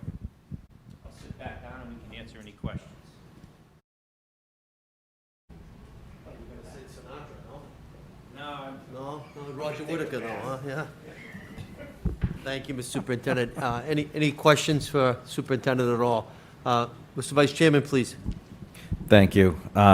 First, I always want to make sure I thank Jess for doing these surveys, compiling the data and putting it together for us. I know that's a lot of work on her part, and, as always, she does a great job. And Mike, I appreciate the presentation, although a little singing would have gone along with it. We could have really had a song and dance tonight, so. But at any rate, obviously, there was a lot of information here. Can we get these results with our Friday packet? Oh, absolutely. Yeah, actually, Okay. I'll forward them tonight. Perfect. We put them in last Friday packet, but these are Oh, updated. you know what? The last Friday packet was up to Friday. Then we had more results over the weekend, Right. yesterday and today. So I will, Right here. before I leave tonight, I'll forward you the most, because it automatically updates on, so when you open the link, Right. Jess, you'll see the most updated numbers. So I'll send that to you as well. All right, good. Yep. 'Cause- And you're right, I do have here Yeah, the again, Friday that results. was 4 days ago. So. But we have some more updated from that. Absolutely. Okay. Yep. And obviously, there's some areas of concern with the numbers. And so I guess, and again, I don't mean to go overboard here, but can we maybe, at a future point, maybe in a policy subcommittee meeting, kind of get an overview of, all right, here are the areas of concern, and here's the action we're going to take to try and address those. Absolutely. And that would be great if we could. Sure. Awesome. Yep, Thank you. absolutely. Any additional questions? Mr. Sullivan, please. Yes, Mr. Superintendent, I had two questions. One, you were talking about the spotty internet. Could that be the computer itself not working correctly? It shouldn't be now, because we've swapped out all the old blue laptops, and all students have either a brand-new or a year-old laptop. So it shouldn't be the laptop given the issue. If it is, we would swap that out, but we'd have to have it back to test it. But if there is spotty internet access at home, again, it might be just easier to get a MiFi. Yeah. But we do have the technology helpline. They will walk either if it's an older student or if it's a younger student, they'll talk to the parent about doing a check, an easy check on how, the strength of the Wi-Fi in the house, and they'll be able to say whether it's the Wi-Fi or whether it's the computer that's causing the problem. So we would either swap out the computer, or if it is the Wi-Fi in the home, we have to get those MiFi devices out there. We still have, I think, almost 2,000 of them in stock. So again, I really encourage parents or even students, high school students, to call and just let us know, and we will make sure we get those MiFis. Again, we get them out within 24 hours. And the other question was in the high school, the emotions category there. At the bottom, it said that they felt unsafe. There was a small amount, like 1% or 2%. Did anybody call those people to find out why they feel unsafe? Well, that has to They're be at done. home. That is not identifiable. That I think it was 8% that said they didn't feel comfortable. That's got to be done through the adjustment councils at the school. I mean, The those. unsafe one. Yeah, that has to be done through the adjustment councils, the deans, the principal, the associate principal, the assistant deans, the assistant principal at the high school level. And we just redid our tip line for students to report if they're feeling a certain way, to get them the help they need. So we do, and Jess, working with Sharon and Tobias, have put out a new tip line to make sure we capture all those students. Okay, thank you. You're welcome. Thank you, Mr. Sullivan. Any additional questions for the superintendent? Mrs. Sullivan, please.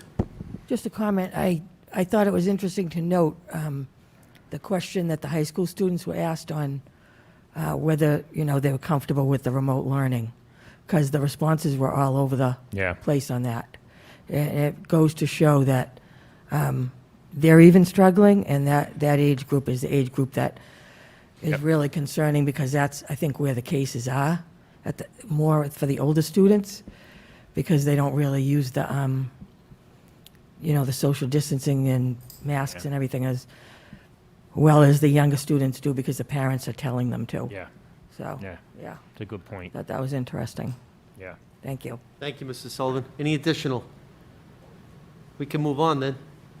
So next, again, I'll just bring up the pre-K and the kindergarten remote. This is a proposed remote schedule, just so you can look at it again. Again, this is not set in stone. We have to work through negotiations. There are other options that we'll look at over the next week. We'll talk about it more in depth next at our next policy meeting. And I want to thank, again, teachers have been giving us feedback. I want to thank the parent feedback. And any change we make, we want to make sure it's in the best interest of the students. And also, we need to make sure it's convenient for our teachers and our families to make sure that it's the best schedule we can go with. So we want to vet it out and make sure that the decision we come to is in the best interest, again, of our students. So June, you want to go over this? So, is this still doesn't seem to be on. Doesn't work? I think it just needs to be turned on. We're muting you like they're going to do at That's probably exactly what's happening. the next debate. They're going to mute you. That's what I heard was happening. That will be fun to watch. And so just a couple of things to talk a little bit more about what the superintendent was speaking to in terms of us as a school district hearing from our parents. And again, we went over this presentation last week, but we thought it would be a good idea just to revisit why we're thinking about adjusting the kindergarten schedule. And we are hearing from parents. We continue to hear from them. I think you saw in the survey that the parent concerns are really focused around the too much screen time and what is the developmental appropriateness of having students on screen for long periods of time.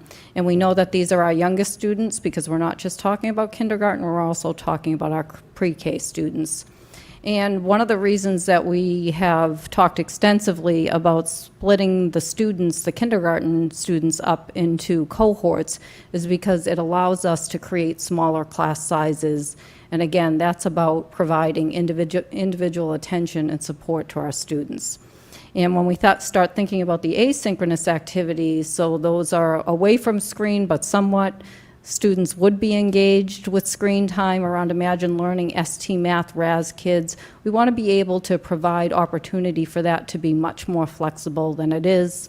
Contained within this proposal is that all of the specialists, meaning music, art, phys ed, and health lessons, would all be asynchronous, where at this time we have some students who do have live teaching or synchronous teaching happening. In the event that we move to this schedule, the kindergarten specialists would all be asynchronous. And that asynchronous time allows more flexibility around building in playtime and movement breaks. Actually, we'll be moving to asynchronous no matter what schedule we stick with. Yes, so that's an That's going to important be point. happening. So, We'll be moving to, so kindergarten parents can expect to see that if their students now are receiving synchronous specialists, that will not. I'll be switching to asynchronous soon. Right. And so again, 2 cohorts, a morning and an afternoon session, and the superintendent has already said that this is a proposed schedule change. We're proposing that on Mondays that all students would be together in the morning only, and that we would switch these cohorts monthly based on some of the feedback that the school committee provided to us last week. We took a look at schedules and made some adjustments. And this isn't that the students would only have a half day of school, because we would be expecting that students would be engaged in asynchronous learning as well. But we do believe that this is a more developmentally appropriate schedule for our youngest students. And so this is a sample. Again, this is a proposal, but in our proposal, when we looked at the calendar, we saw that Monday, November 2nd actually works out well, because if we were to look at this like a monthly schedule, you would have the orange cohort. If your child was assigned to the orange cohort, they would go for the entire month of November their school would be in the morning. So they would be assigned to the AM session, and vice versa. If they were the green cohort, they would be assigned to the afternoon session. And what you see on the Mondays in the yellow is that all students would be meeting together, so it would be the entire class. And then in the afternoon, much exactly like it is now, they would be meeting asynchronously. And, whoops. Oh, this would be the following month. It says November 30th, but this really takes us into the first week of December. And so when we looked at the calendar, what this allowed us to do, or would allow our students to do, is have equitable opportunities in terms of attending either the morning session or the afternoon session.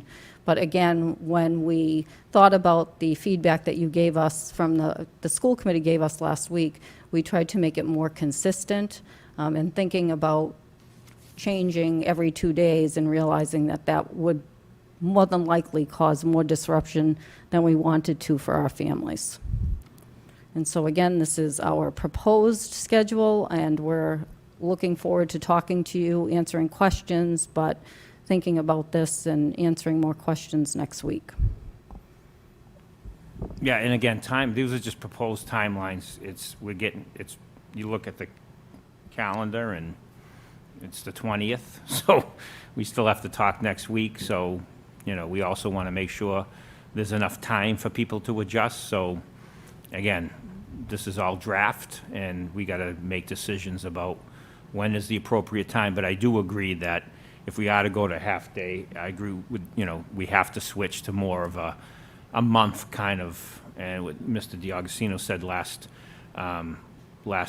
meeting is that it's important, and then June and I talked about this, about not doing every other week or every other day, to make sure families had time to plan. Okay, this month I know I have the mornings, and next month I know it's the afternoon. So it's, trying to make things easier for our families, and it's also, for teacher planning as well.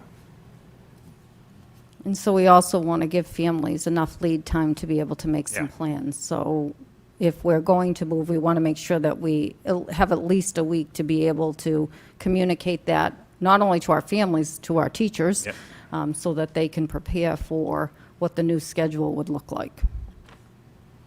Any questions from committee members? Mr. D'Agostino, please. Yeah, first, I appreciate you guys considering that. I think that the month-to-month thing, just my own opinion, gives, like we said, families a lot more opportunity to plan for those changes. Again, work schedules, and, if a student is at a childcare facility, or grandparents or whoever may be working with the student or helping the student at home, it gives them a better ability to plan, in my opinion. I did want to ask, so on the asynchronous learning, obviously on the synchronous learning, the teacher's there, the students are all there, the teacher can kind of see what they're doing. How does that work on the asynchronous side of seeing what the students are doing and seeing the student progress? Well, some of asynchronous learning might involve, let's say, for instance, ST Math or Imagine Learning, right? Imagine Learning Literacy. So teachers are actually able to go in and look at student reports and see how a student is progressing through that program. And it does provide detailed reports about areas where students might be struggling, and teachers are able to use those reports to provide more differentiated instruction. Okay. And then there might be an opportunity, a teacher might videotape a lesson, and the student watches that lesson, and there might be an activity that's part of that videotaped lesson that the student then submits to their teacher. So those are ways where the teacher can actually monitor what the student is doing, even if the lessons are asynchronous. Okay.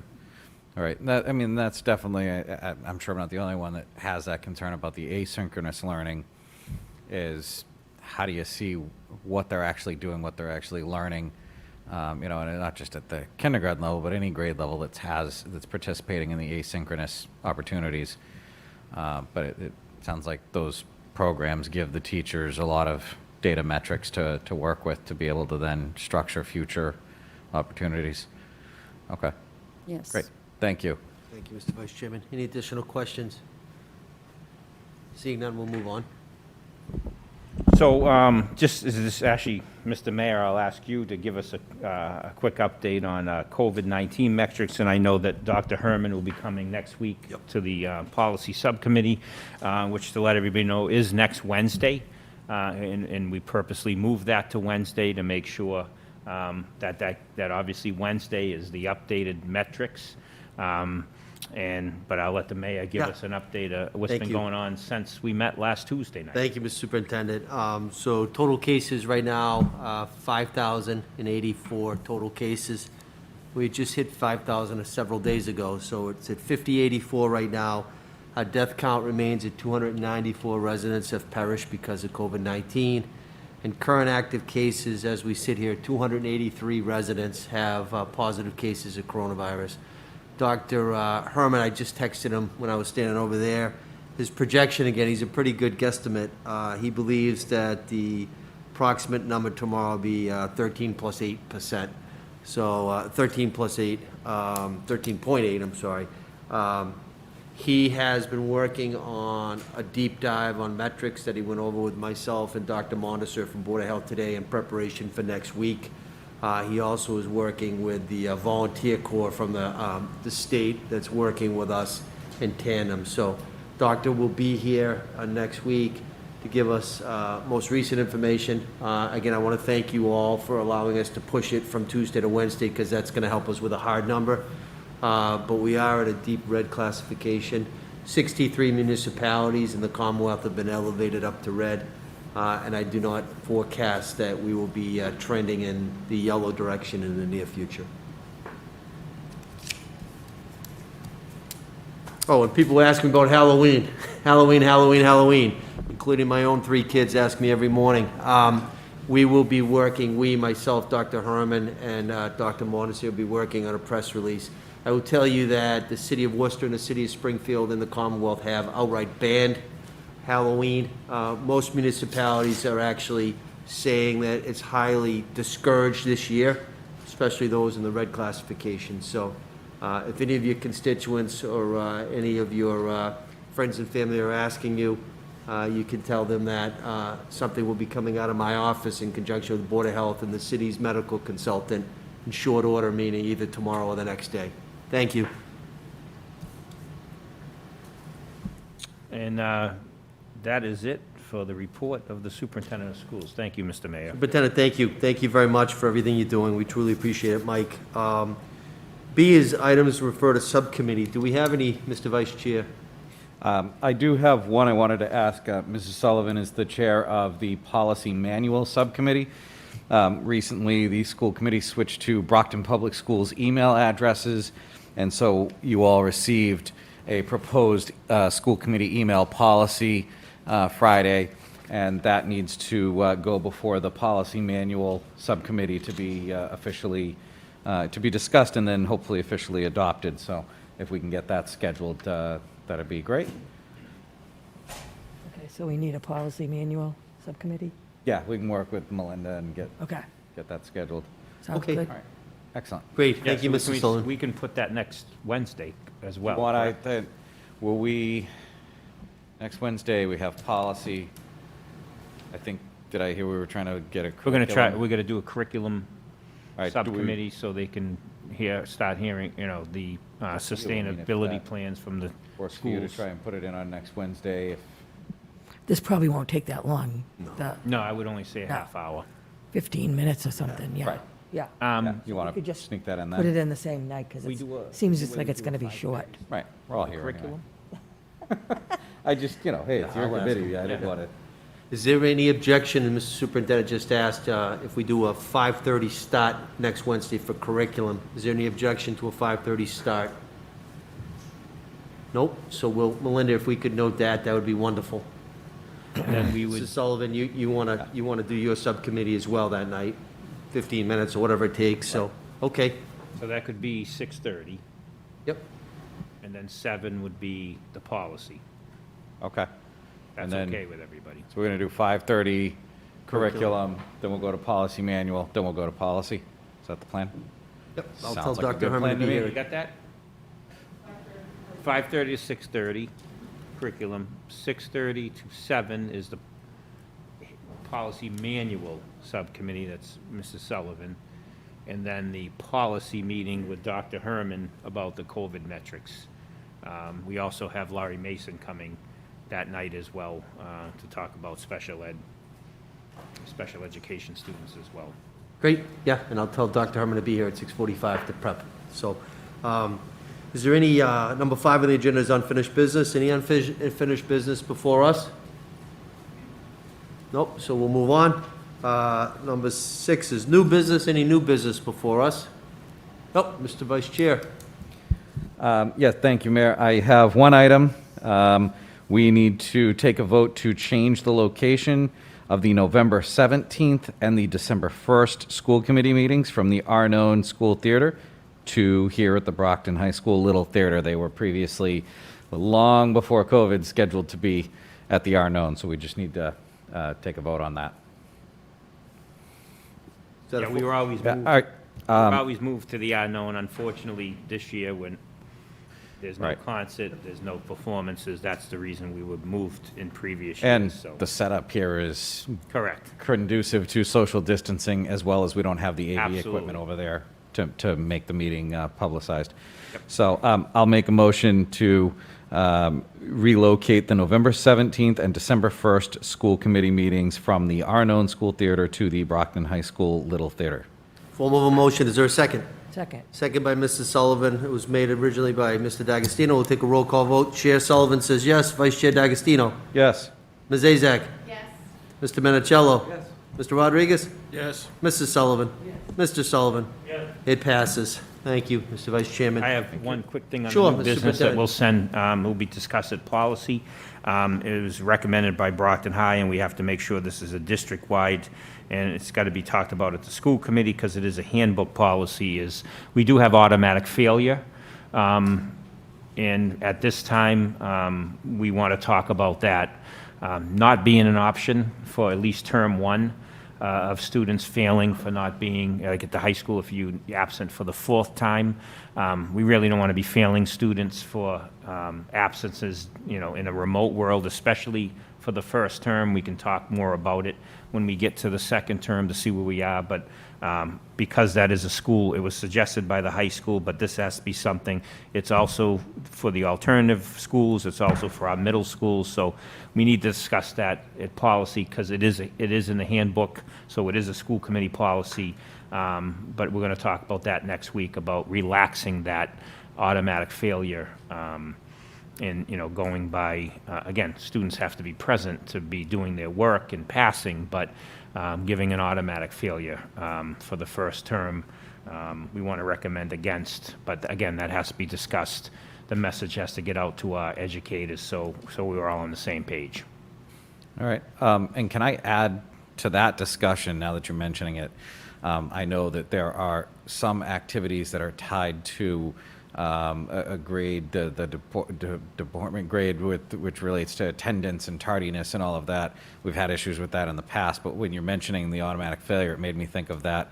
Maybe we should include that in the discussion, because my thought is, we don't want to give the message that carte blanche, you don't have to show up, you don't have Absolutely. to show up on time, but at the same time, my concern is, these kids all haven't seen each other. I'm being optimistic. Let's assume in the spring that things have changed and it's safe to have things like proms and what have you.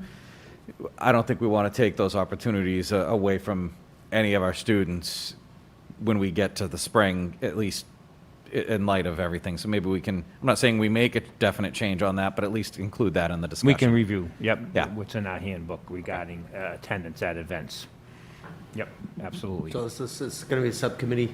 Yeah, we could do, we can focus on the automatic failure, but also we can talk that, I'll pull out some things that are related to attendance, and things where we have the option that you have the option as a school committee to adjust in a COVID world. Things that can't, like items that couldn't be adjusted if students are playing a sport, they do have to be present that day to participate in either practice or a game. Those That's MIA rules, so that's something we're not able to change, but there are other things that, extracurricular activities that are beyond athletics, that we can allow participation and be a little bit more lenient, obviously, in this remote setting. So I agree with Mr. DiAugustino. I'll pull those out, and we can discuss them I'll put it on an agenda for after Dr. Herman. Yeah. I'll put that on next week's policy. Yep, So if I can- absolutely. I'll just entertain a motion to refer those matters to subcommittee. Is there a motion? Motion to refer the attendance and participation in extracurricular activities to subcommittee. Motion was made. Is there a second? Second. Mrs. Sullivan made a second. I'll do a roll call vote. Chair says yes. Vice Chair? Yes. Ms. Azak? Yes. Mr. Minicello? Mr. Rodriguez? Yes. Mr. Sullivan? Mr. Sullivan? Yes. It's approved, and both those matters are referred to subcommittee. We do have listed agenda item 7, executive session, but at the beginning of the meeting, I confirmed with the superintendent. Legal counsel says there's no need to go into executive session tonight, so I just wanted to make reference to that and have the minutes reflect that. Some say this is the best part of the evening. I entertain a motion to adjourn. Motion to adjourn. Mr. Sullivan, seconded by Ms. Azak. We'll do a roll call. Chair Sullivan says yes. Vice Chair? Yes. Mrs. Azak? Yes. Mr. Minicello? Yes. Mr. Rodriguez? Yes. Mr. Sullivan? Yes. Mr. Sullivan? Yes. We are hereby adjourned. Be safe. Have a good evening.